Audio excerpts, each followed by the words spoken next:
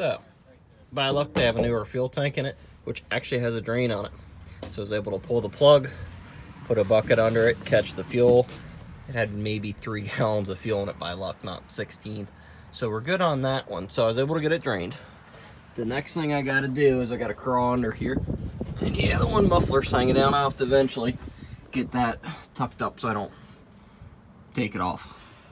But my next thing I'm gonna do is I'm gonna change this line here so you guys can see it's actually too long and it's pinched in the middle.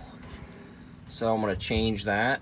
I might go ahead and just pull the sending unit out to look at the pickup and the float that's in here.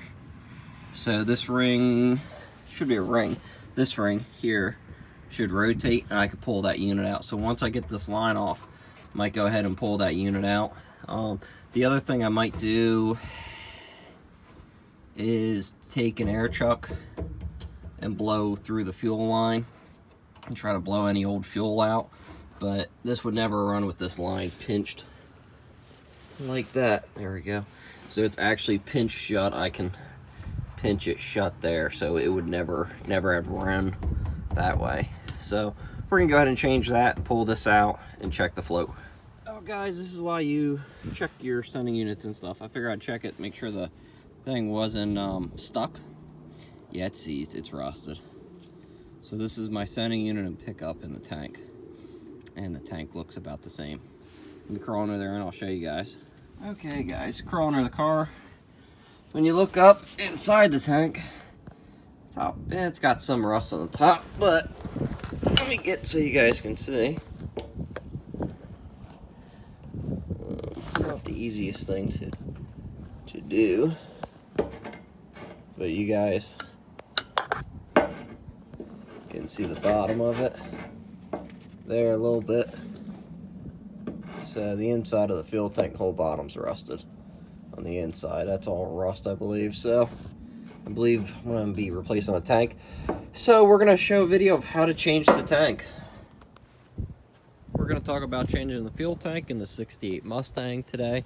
We're changing it because it's full of rust. This is the project car I just bought. Just going to show you guys the car real quick, just trying to get it up and going. I got it running on an aux fuel tank right now, which is pretty cool. It actually starts up and runs, which is nice. But trying to get it running on this tank so I can go through inspection.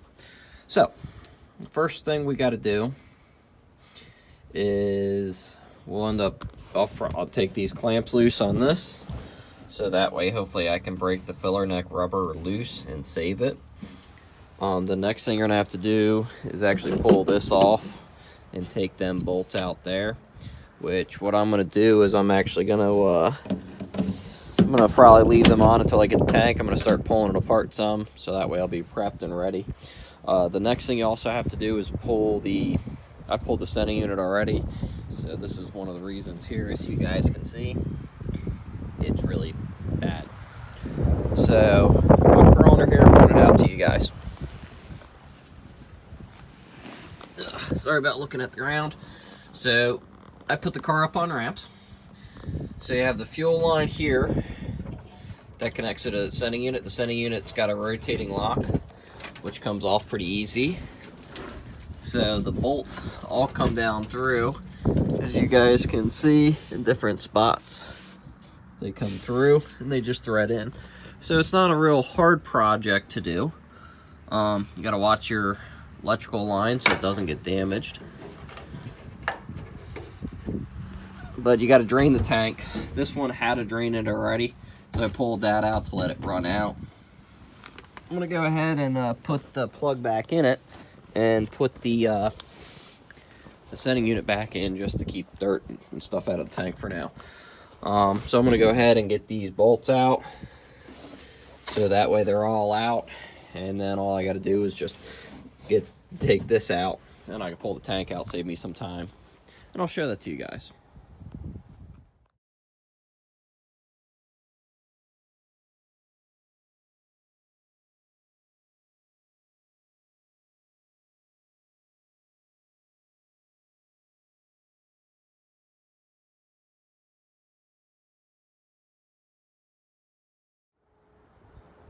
Guys, we're back working on the Mustang. I got my new Dorman fuel tank. The tank itself's in pretty decent shape. I do have a couple things I want to point out. It does have a couple dents on the top. It's got one little one there, and it's got that one there. Okay. Now, it does suck because it is dented on the top side, so you'll see it. But, again, it happened in shipping, and I really don't feel like sending it back to get another fuel tank because I want to get the car driving. So I'm just going to eat it. You know, it's not a big deal. It's a couple little dents, and I'll probably get them dropping stuff in the trunk anyway, since this is the trunk floor. Now, with this being said, the tank looks like primered, powder coated, whatever you want to say. It is not galvanized like the original tank, so it is a little bit different. Because this is like your primer gray. That's galvanized. Now, with that being said, I don't really mind because this tank was $93, and starting price for the galvanized tanks like that one was about $150, and that was for the cheap ones going up to $400 or $500, depending on if you want it stainless steel, galvanized, whatever you want it. They sell them, so you can definitely get them. Or if you want to even go to an EFI or an in-tank fuel pump and get rid of the mechanical pump. I don't want to do that. I just want to put the car together and make it run. So anyway, we got the tank. I did get a new sending unit, and the tank came with the locking ring and the O-ring, so I just had to put the sending unit in. So we're good to go there. Just put the O-ring in, put the sending unit, then you rotate the lock until it locks. So I might rotate it a little bit more because I think it's supposed to maybe go up there. So I'll look at that in a minute, but so there we go. We got a new tank. So we're gonna go ahead and finish pulling this apart. So I got all the bolts out of the perimeter, as you guys seen earlier. I took these clamps loose here, so that way that's loose. The next thing I'm gonna do is you take this off, you set that down, and you take these screws out here, and then you can pull the filler neck out. Now, with that being said, I also ordered the new gasket that goes under that, the sending unit, and everything. Between the sending unit, the gasket, and the fuel tank, I'm at $140, which is still cheaper than buying just the tank. So I can't complain. It is a Dorman tank. Seems to be good quality. I can't really complain too much. So we're gonna go ahead and put it in now. Now, I do want to share this one thing to you. With this cap, since it's got this ring, it does have a nut on the backside. So you're going to have to go in and go under here. See where the hole is there? Run a ratchet with an extension through to get to that bottom nut. So then you can get the cap off. So now I could just go ahead and take the rest of them off. Working on getting the old tank out. I'll show you guys what I've got going on. I got a little jack just to put some up pressure on the fuel tank only, with a board across it so I don't puncture it. I'm not too worried about denting the old tank because it's junk. So now we got some up pressure. I got a pry bar. I hate to use a brake spoon, but I can't find a small pry bar. So I'm gonna try that. If I bend it, I'll go buy another brake spoon. So we're gonna set this up and I'm gonna try to pop it. Before a bunch of you guys start jumping at me, you should just come right out, yada, yada, yada. This guy sealed it in. As you can see, they're sealant. So he put some type of sealant there. I don't know what he used, but he used some type of sealant. And I really don't know, because the guy was using spray foam for all sorts of stuff, so who knows what he used.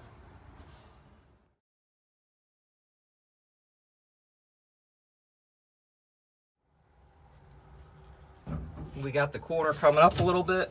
Like I said, I'm not too worried about the tank.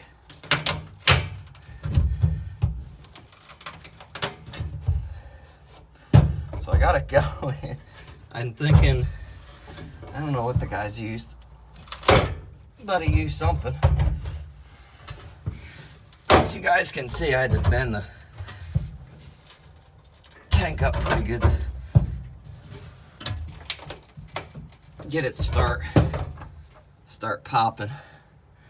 So, but we're getting it. So that's a good thing.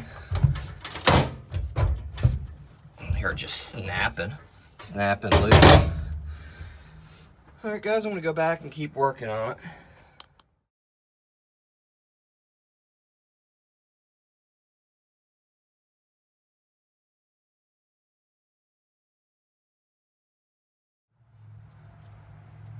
All right, got the fuel tank out, as you guys can see.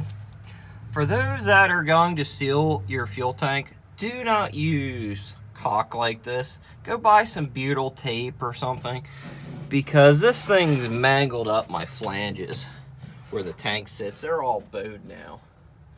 So do not use caulk and caulk it in. I guess that's what this guy used. I don't know.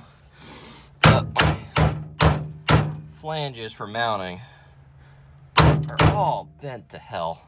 If your guys are gonna do it, just go get some butyl tape you'd use for a windshield or something, so it doesn't get all damaged. And butyl tape stays soft, so you don't have to sit here with a razor knife and clean it up.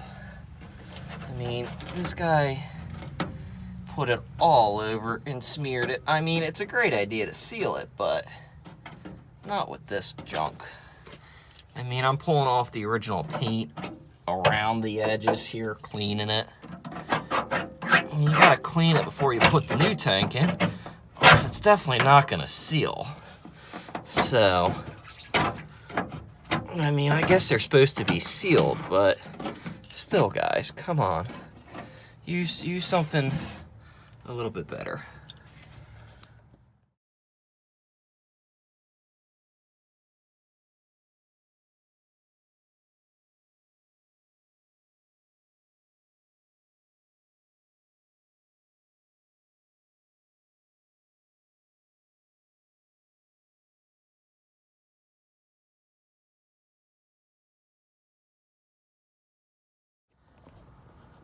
For those that wonder about the original color of this car, it is maroon. That's even what the data tag says. So as you guys can see, it has definitely been repainted. They did a good job on the repaint. I mean, they actually took off, you know, they got up in the trunk, they did the inside of the trunk. I guess they didn't take the filler neck out. So, but I mean, overall, they did do a good job on it. So there's bits and pieces here and there, I guess you could see like that. So we're gonna have to clean up this bumper later. We can go through and talk about cleaning that up. We're gonna do the top later. So I'll have to park the car in a shade, where it's in a shade, and we'll go ahead and coat the top with stuff. But that's later on. So that's not a right now thing. Right now thing's to get it running, and I'm gonna go through and try to get it tagged today. So we got a little inspection thing at my state. It's really simple.